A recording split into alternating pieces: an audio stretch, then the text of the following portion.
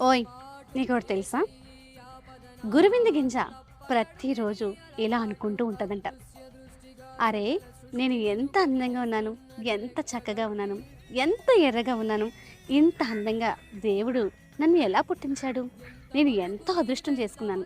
అందుకే దేవుడు నాకు ఇంత అందాన్నిచ్చాడని ప్రతిరోజు గర్వంగా చెప్పుకుంటదంట. నిజానికి దానికే తెలీదు. దాని కిందంతా నల్లగా ఉంటదని. ఎందుకంటే దాని కింద నలుపు అది చూసుకోదు కదా! ఆ గురువింద గింజలాంటి మనుషులే చాలామందుంటారు.